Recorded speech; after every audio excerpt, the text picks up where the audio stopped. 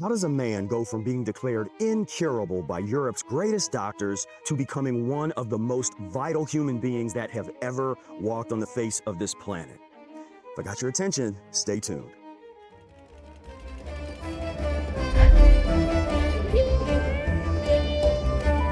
I'm Professor Spira. I practice something called the Mucusless Diet Healing System by Professor Arnold Ehret. I've done so for over 23 years and have helped thousands of people transform their lives using the methods found in this great healing system.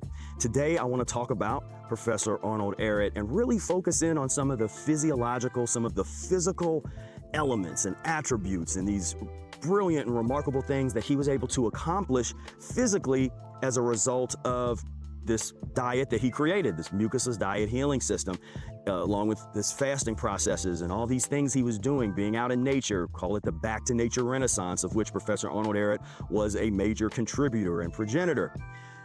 And we're going to talk about things out of this book. In our series, this particular biography of Arnold Ehret is in here. This is our physical fitness through a superior diet, fasting, and dietetics, then a religious concept of physical, spiritual, and mental dietetics. And there's some things in here. This is some of the most advanced information that you will ever read regarding human physiology, dietetic and spiritual technology, and what it really truly means to become human. Again, look out here, look at the news. There's not a lot of human, in my opinion, that's happening right now. This is a way back to our humanity, the health and vitality that we have inherited, that is our birthright, but we are living in a way diametrically opposed to nature. So we've lost it. We've lost that perfect health, that disease-free, stress-free type of lifestyle and living. We've lost that. So the quick background here on Professor Arnold Ehret, he was declared incurable of a number of different ailments, especially Bright's disease, inflammation of the kidneys. You don't want problems with your kidneys. You start having kidney problems, liver problems, and pancreatic and all this stuff. You don't want that. You want to eat in a way where you're not going to destroy these organs. But Ehret was having these kidney problems, and he went to all these different doctors, just doctor after doctor after doctor. He had some money. This is in the late 1800s. Went to all these different doctors, and they all said, we don't have anything for you. There's no operation we can do. There's no medicine that we can give you. This is incurable. We don't know how to help you. Then Ehret started examining and checking out some of the, I'd say, early versions of the naturopathic, what we would call naturopathy. There was some different places you could go and you could fast and eat vegetarian diet and that kind of stuff. And he mentioned that he felt a little better, but nothing was truly curing him of his ailment. Then one day he decided to fast. He'd been studying fasting, got into fasting, and came out of that experience totally transformed, looking younger, feeling younger, way more vitality. So that's about where I want to pick up here, and we're gonna read a little bit. So this is after he's had that major transformation. The next winter, I went to Algiers in northern Africa. The mild climate and the wonderful fruits improved my condition and gave me more faith in nature's methods and an understanding of them. And I gained courage to try short fasts to assist the cleansing properties of fruit and climate. With such results that one morning of a well-feeling day, I chanced to notice in my mirror that my face had taken on an entirely new look, that of a younger and healthy-looking person. So let's stop right there. I mean, how would you like to look a little younger? Would you like your skin to be nice and improve a bit and to slow down the aging process? This was his first experience of that. Any of you that's been on this path long enough or that has really applied these principles properly, you've likely had that experience where when you are eating what you're supposed to be eating, when you're eating mucus-free, when you're cleaning out your colon, when you're not all backed up with all kinds of waste, you're gonna look a little bit younger. Your skin starts to shine a little more. You just look better. Then you go through days where you don't feel as good. Your body is eliminating on a deeper level, and all of a sudden you don't look as good. You look in the mirror, you look kind of haggard, but that's finite. Once that elimination is done, you come back and it's like, okay, cool. You just you don't totally stop the aging process. You can radically slow it down. But on the next bad feeling day, the old and sickly looking face returned, yet it did not last long, and these alternating changes in my face impressed me as a revelation from nature that I had found out her methods in part and was on the right track. And I resolved to study them more and live them closer in my future life. An indescribable feeling, never known before, of better health, more vital energy, better efficiency, and more endurance and strength came to me and gave me great joy and happiness just to be alive. This was not only of the physical, but there was a great change in my mental ability to perceive, to remember, greater courage and hope, and above all, an insight into the spiritual, which became like a sunrise, throwing light upon all higher and spiritual problems. All my faculties were improved, far surpassing their best during my healthiest and best youth. My physical efficiency and endurance became wonderfully increased. I took a bicycle trip of about 800 miles from Algiers to Tunis, accompanied by a trained bicyclist who lived on an ordinary diet. I was never behind him, but often ahead toward night when endurance became the test. Keep in mind that I was formerly a candidate for death, so declared by the doctors, but now jubilant that I could surpass the most efficient and constant joy of exhilaration, having escaped the slaughterhouse of humankind called scientific medical clinics. So right there, 800-mile bike ride. Now I know for some of you, if you're modern day ultra marathoners, that won't be as impressive to you. First of all, you got to think this is around 1900 when this is happening, the early 1900s. So the bike technology is a little different back then, as you could imagine. And that type of real long distance, nobody was doing that after a fasting period or after eating fruits and green leafy vegetables, being on a mucus-free diet. That's what ends up being so revolutionary about anybody that goes out and does anything within the realm of physical fitness. Most people, if you look on all the influencers and the people that are talking about physical fitness, they are, I'd call that stimulated physical fitness. It's based on stimulation. It's based on eating a disease-causing diet. To me, as long as you're eating a disease-causing diet, your physical fitness efforts are for naught. Those efforts are useless. But if you can transition your body to a disease-free diet, in other words, a mucus-free diet, and then you go out and you run the ultra marathon or you do your 800-mile bike ride or these amazing things, now we have something to work with. Now we are getting somewhere. But if you eat a big, eat a steak or some French fries or whatever kind of garbage and then go run 500 miles, that's not impressive from the standpoint of longevity, health, and what we know about human physiology and what we know about health and disease-free. So that's the paradox people run into, this paradox of, well, I want to build muscle, I want to get big, and so I better eat a bunch of protein, I better do all these things, all things that Arnold Ehret was told to do and tried to do and failed. He tried getting on protein. It further ruined his kidneys. High protein diets are not kind to your kidneys. They're not kind to your colon. So don't mistake that stimulated fitness, the stimulated physical fitness and all these big muscles and all this kind of stuff. Don't mistake that for true health and true unstimulated physical fitness. Now this is pretty interesting. Arriving home again, I demonstrated my ability and endurance to perform the hardest farm labor and in tests of strength superior to those in good training on the ordinary diet. So he came home, got a farm, and he was able to do whatever needed to be done. This hard physical farm labor, he was able to do that eating a mucus-free diet. However, here's a problem. But being surrounded by friends and relatives who were living in the ordinary way and coming in contact with professional men who were excited by fear that my discoveries were of true principles and would eventually succeed and surpass those they were practicing, I gradually took up the ordinary diet. Professor Arnold Ehret also was challenged by social dynamics. And you've seen us talk about that a number of times on this channel. What's the number one reason people fail on this path and on this diet? And almost every time when I find somebody that's failed, it's not because they don't have enough discipline. It's not because they're too hungry. It's not because, oh, I got too weak or this. If you've actually practiced the system properly and you transition slow enough, it's because they couldn't practice a diet because of the social pressure, peer pressure. Peer pressure kicked them out. So you're not alone. Arnold Ehret, the same thing right here, had the same problem. But you must persevere that.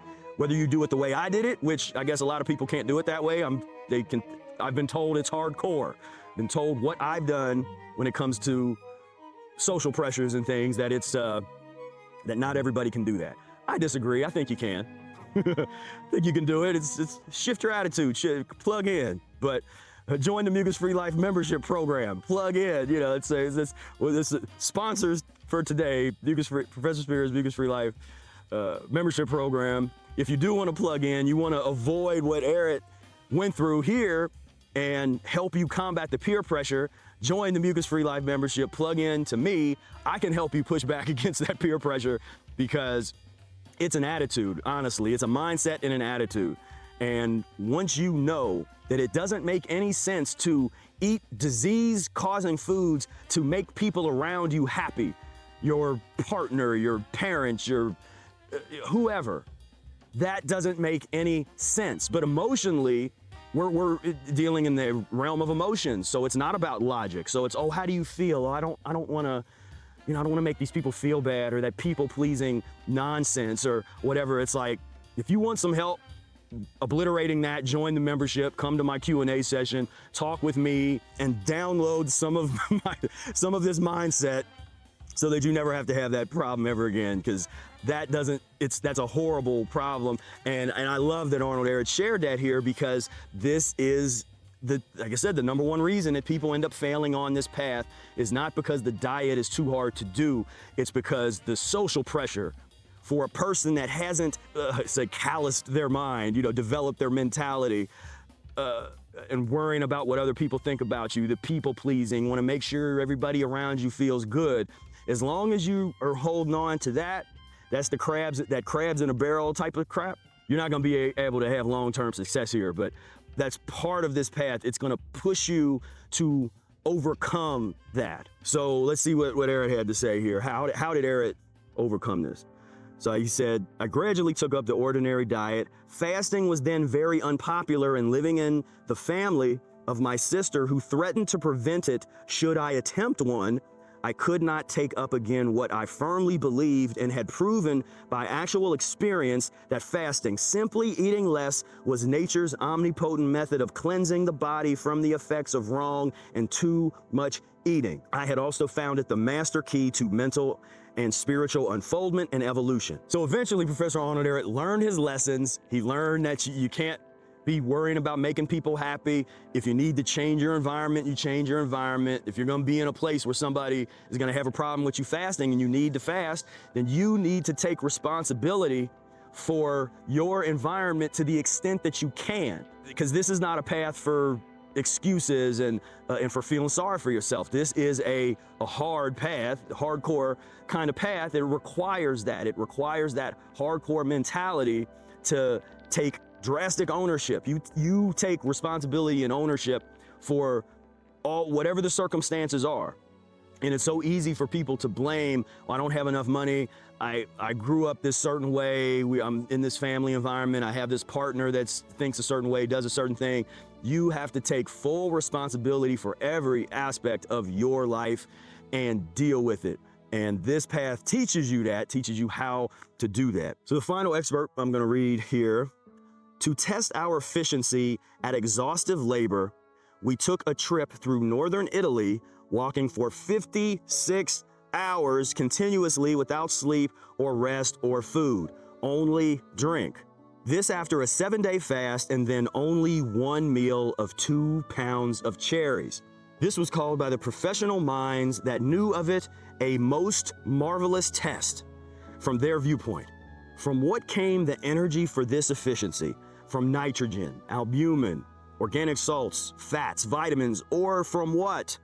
After a 16-hour walk, I made a test of knee bendings and arm extendings 360 times in a few minutes, and later numerous strength tests with athletic competitors showing superior results. So this is a missing link. For a lot of people, it's into the diet because we've been focusing, and I have been, over the past 23 years, focusing most of our attention on overcoming chronic illness, the cure for human illness, how to prevent chronic illness and disease, how to transition and transform your diet, how to clean up the parasites and the worms and the crap out of your intestines, the 32 feet of impacted intestines with 15 to 20 pounds of uneliminated fecal matter. That has been the focus a lot. And well, physical fitness would be a little bit more on the side, or getting into, because when you're going through chronic ailments, if you're trying to heal yourself from certain kinds of ailments, I would not recommend trying to push yourself physically with some of these kinds of things. Once you have gone through the burning fire of purgatory physiologically, have transformed your body, mind, and spirit, and gotten to a point where you are strong enough, your feet are on solid ground with this system, and you have healed yourself of the things that can be healed through the fasting process and through the diet process, then start investigating. And keep in mind, 56-hour walk, 800-mile bike ride, that's a part of this journey, that's a part of this path. Now, I'm not saying you have to do that, but what is your version of that energy? What's your version of working toward an 800-mile bike ride? What's your version of a 56-hour walk? What's your version of that? So one of the reasons that I think so many people missed that, and because I've never seen that land, because really let that land. Imagine yourself, how long can you walk without taking a break? If all you had was liquid to drink and you just started walking, how many hours could you walk before you would be like, okay, I need to sit down, I need to chill, I need to stop, how long could you go? Could you go an hour? Could you go 3 hours? Could you go 10 hours? Could you go 20 hours? At what point would you stop? And mind you, no nachos, no Burger King as you're walking, no stimulation from that kind of thing. Maybe I'll let you have some juice. Maybe you could have a handful of grapes or blackberries or something. But just think about that to appreciate what a big deal this is. 800-mile bike ride, and we have people in the community, and there's a number of people that have gotten into biking, and they've done things similar to that and fasted and that's great. This is where it starts. With Professor Arnold Ehret in the early 1900s, doing things that nobody. And because that's a sliver. So many people get lost in the fasting and fruit diet part, which is why I believe this is a message that very few people have really let land and understand, is because every time he talks about doing one of these great feats, he is connecting it to fasting. It's like, I fasted for 7 days and then I did an 800-mile bike ride, or I fasted, or I ate nothing but fruit for a period of time, and then I went and did all this farm work, or I went and I did 56-hour walk. So a lot of people get lost, because that's the art of fasting and the kind of time and dedication it takes to master fasting at this level.